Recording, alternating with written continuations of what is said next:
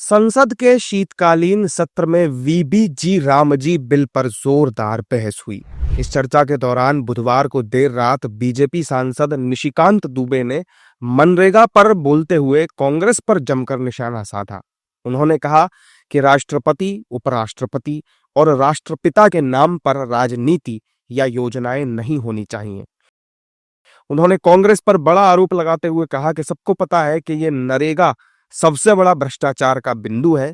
बीते 20 साल में कांग्रेसी पैसा खा खाकर मोटे हो गए हैं। राष्ट्रपिता महात्मा गांधी हैं। आर्टिकल 49 संविधान का यह कहता है कि महात्मा गांधी का नाम, राष्ट्रपति का नाम, उपराष्ट्रपति का नाम किसी भी योजना में नहीं हो सकता है। कांग्रेस ने केवल भ्रष्टाचार के लिए, केवल पैसा कमाने के लिए, बैंड बाजा बारात को लेकर सबको पता है कि मनरेगा जो योजना है, जितने यहां सांसद बैठे हुए हैं, अपने दिल पर जो है हाथ रखकर बोलिए कि मनरेगा में भ्रष्टाचार है या नहीं। 50% कमीशन मनरेगा में है। और ये किस लिए परेशान है? ये किस लिए परेशान है? क्योंकि हम जो बिल लेकर आए हैं, सभापति महोदय, हम माननीय मंत्री जी को धन्यवाद देना चाहेंगे। इसका शेड्यूल इन्होंने नहीं पढ़ा।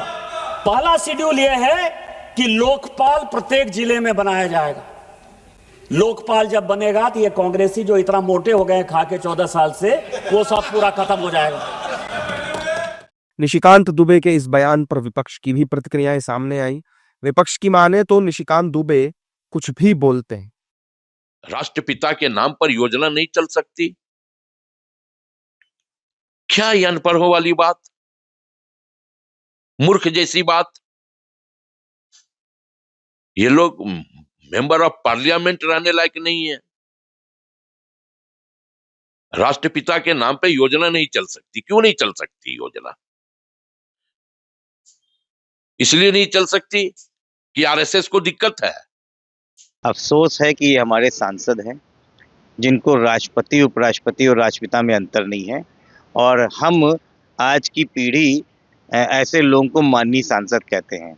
जब इनको इतना ही नहीं पता है कि राष्ट्रपिता और राष्ट्रपति में अंतर क्या होता है, तो इनके सवाल का क्या जवाब दिया जाए? ये जो अनपढ़ों की फौज भारतीय जनता पार्टी ने नेता बना दी है, उसी की परिणति निशिकांत दुबे है। इससे ज्यादा उसमें कुछ नहीं करने की जरूरत।